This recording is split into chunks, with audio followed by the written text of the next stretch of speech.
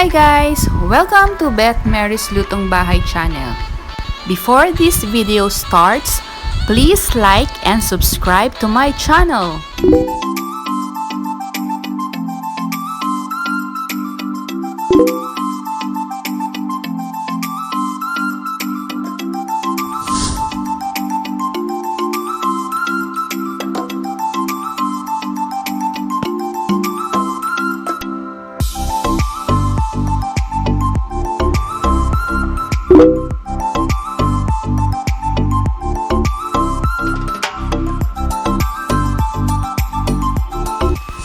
Umpisahan na natin ang paggawa ng embutido.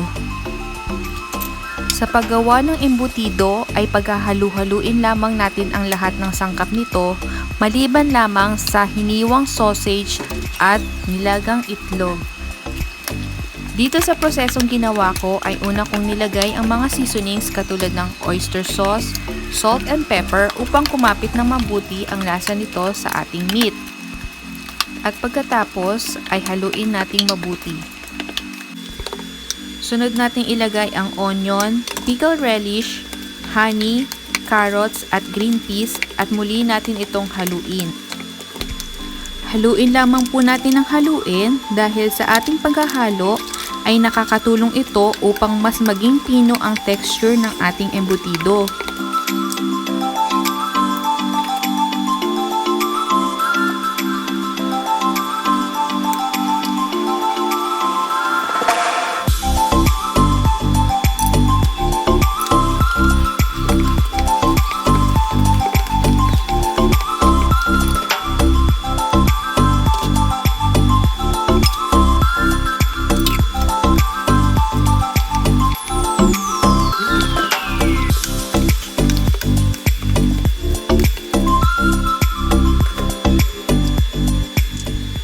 Sunod nating ilagay ang itlog, breadcrumbs, grated cheese at raisins. Sa paglagay natin ng itlog ay makakatulong ito na pagdikit-dikitin nito ang mga sangkap.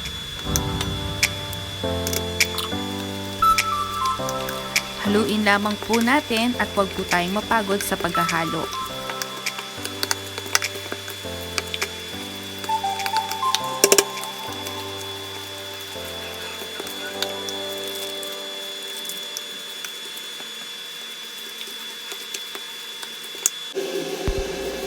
Mas mainam kung gagamitan natin ng ating mga kamay ang paghalo sa ating mixture para mas maging pino ang texture ng ating embutido.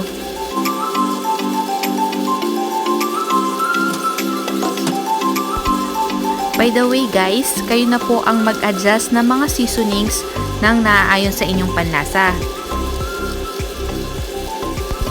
Sa ginawa ko pong sukat ay tamang-tama lamang po ito upang makaiwas tayo sa pagtaas ng blood pressure.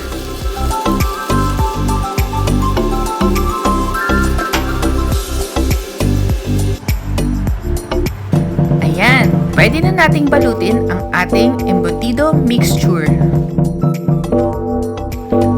Pahiran lamang natin ng oil or butter ang ating aluminum foil para hindi dumikit ang mixture dito. Ilagay naman natin ang ating meat mixture sa aluminum foil at i-flat lamang natin ito nang naayon sa ating sukat. Pagkatapos ay ilagay natin ang ating sausage at ang hard-boiled eggs.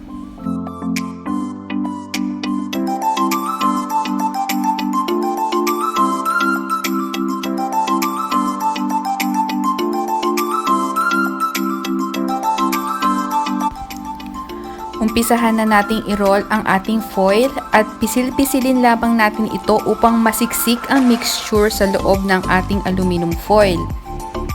Takpan din natin ang magkabilang dulo nito upang hindi lumabas ang mixture habang nire-roll natin ito. Siguraduhin nating mahigpit ang ating pagkakabalot.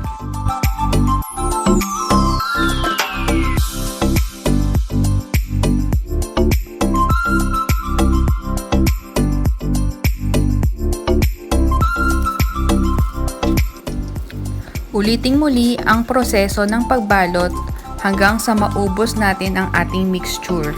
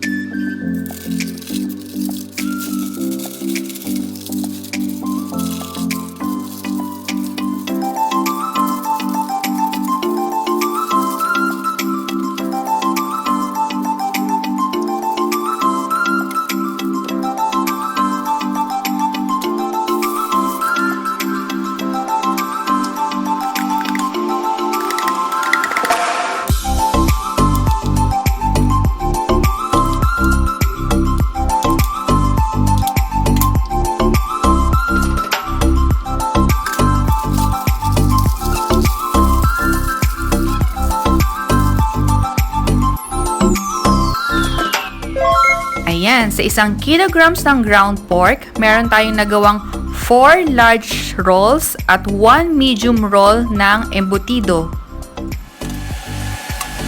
Umpisahan na nating mag-steam ng ating embutido. Magpakulo lamang tayo ng tubig at hayaan nating mag-steam ng 1 oras.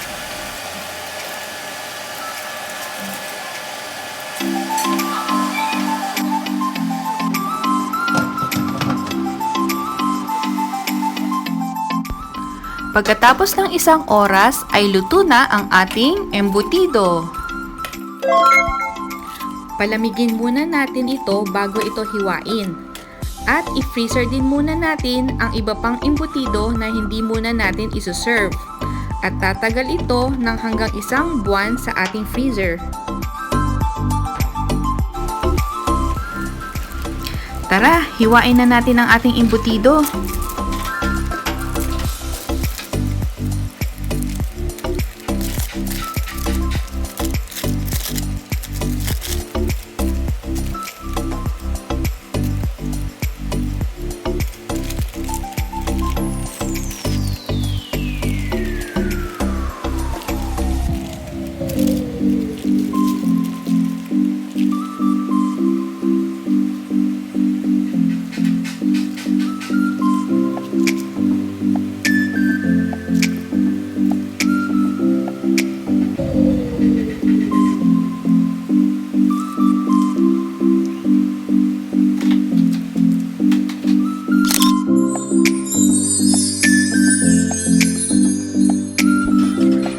Thank you for watching, guys!